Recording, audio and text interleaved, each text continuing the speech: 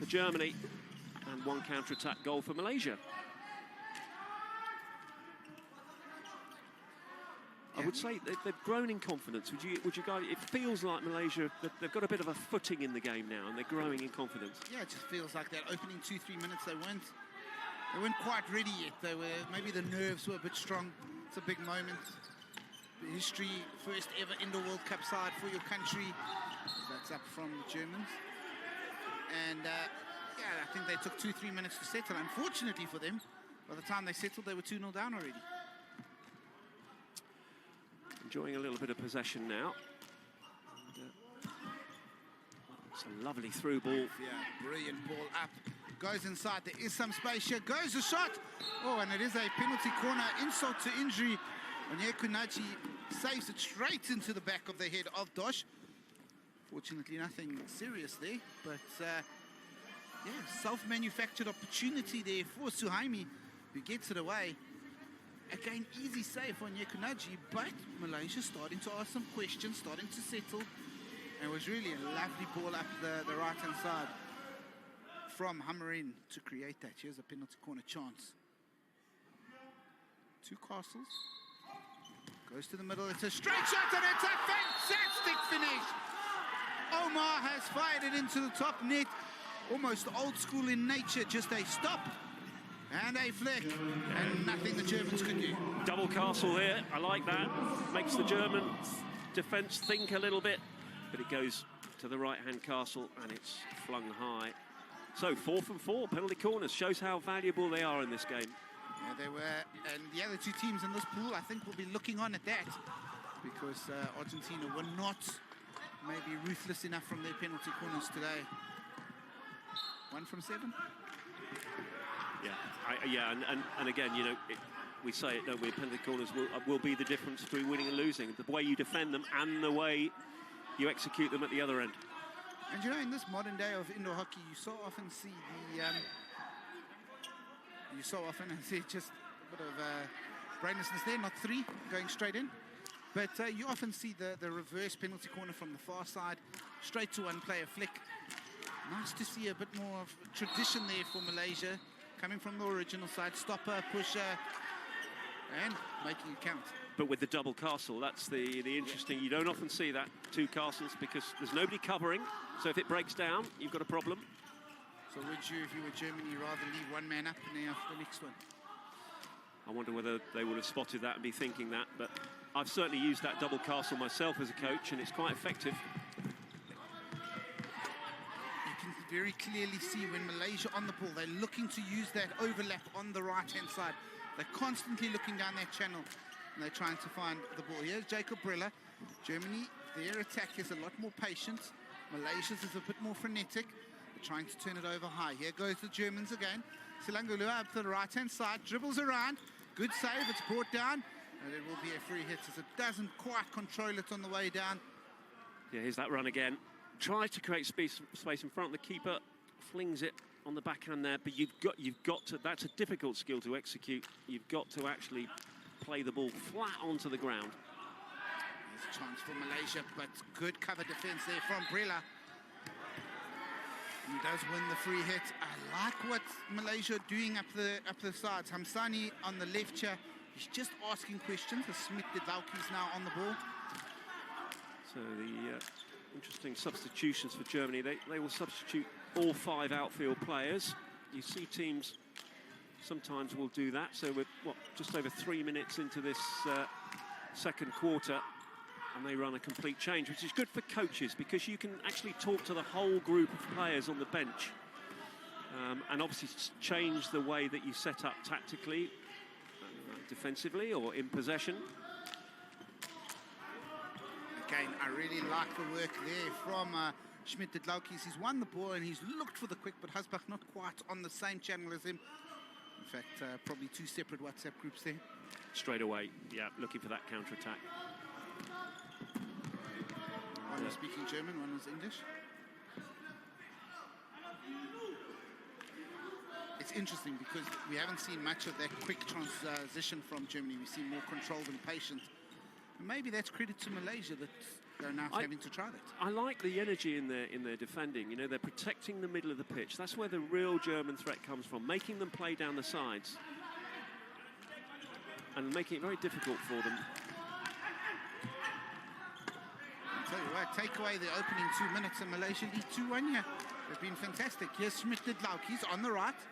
Again, the German patience here on display. Yeah, the strength at the moment with Malaysia is in their defending. They're just not giving Germany the space to be able to play. So they're sitting in their own half. Lehouki's thoughts about the shot there was cramped for space again. That defensive effort from Malaysia continuing to be telling. And again, you see the Malaysians trying to cut down that angle of that shot. Oh, they've lost it there in the middle. It's a good save. The chance was Ben Hasbach, but he's also done well to win it again. Now he tries to create something and runs out of space. Hajrul hasn't had a lot to do in goals in this quarter yet, but this time having to be awake. Yeah, took that one in the middle of the chest. Good advantage from Peter Hembrecht there. There was a stick challenge on the top of the circle, but allowed the advantage for the shot at goal. Omar, the goal scorer, passing it across. Again, nice intricate touches. Not quite connecting there, but good high press. Pressure on Hasbach here. He's got to go back. Oh, that's stolen between the legs. Here's a chance for the Malaysians. A little bit of a push on the back there. So you'll sense that when the ball goes into certain areas of the pitch, Malaysia will step up. So generally they will sit in their own half, but then they'll be if the ball gets sort of behind the defender, the right defender on the boards, they will go and press. Good to see that. It's intent. It's good to see. Omar up the side. Here's Suhaimi. Back to Omar. And that's touched, but it's up off of the stick of Hammerin. Khalik. And there's the 3 minutes again for all 5 field players in Germany. The change. I just sense a little bit of a change in the German press. I know they're in the possession at the moment, but they seem to be suddenly being a little bit more aggressive. And I don't want to say that Germany don't respect Malaysia, but it's almost a gained respect from this first 20 minutes. They're really respecting the opposition's performance in this game so far.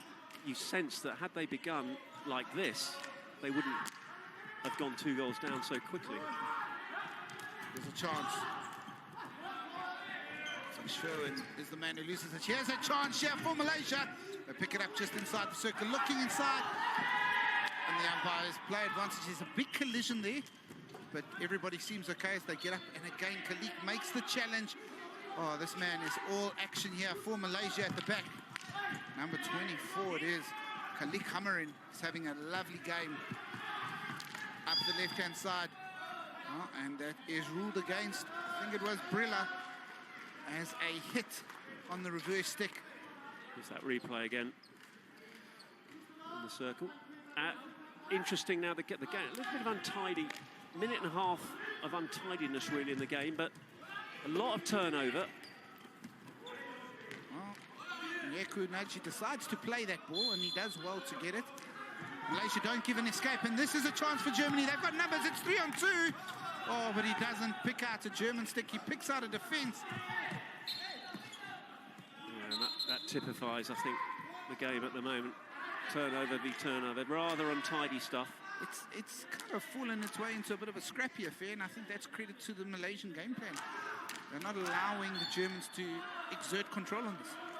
Yeah, defending with real intensity, this Malaysian team. Aside from that first 2 or 3 minutes, as we see both coaches, Jan Rebente there. And interested, this coaching lineup, Jan Rebente and Matas Vithaus, very experienced, indoor, outdoor. And spoke to them yesterday. They desperately want to win this. Obviously missed the Pretoria version, but yeah. Oh, brilliant! Absolutely brilliant. There is the quality that Germany can bring. Beautiful interchange up the left-hand side. Van Schuwen in the middle is the man who finishes it on the reverse stick. Almost Alexander Otter-ish. Dosh with the carry, ball on his right foot. Brilliant the way he plays that pass from behind him to Von Sherwin, who finishes with aplomb. That's a fantastic finish past the keeper. Alexander Otto was the top goal scorer when they won in 2011. That is a goal that you would almost characterize with the former legend. Just stands up on the reverse stick, generates such power. And as a keeper, that's incredibly difficult. The timing of the goal also just so perfect for Germany. Just before the half-time break, can Malaysia strike one more back before the whistle blows? I think the clear answer to that is going to be no. Will Germany? That will not. And that takes us to the half-time break. Malaysia fought back into this game after trailing early to 2-0. They pulled a couple of goals back, but Germany strike at the break. And as we head out into our own break, is Germany 4, Malaysia 2.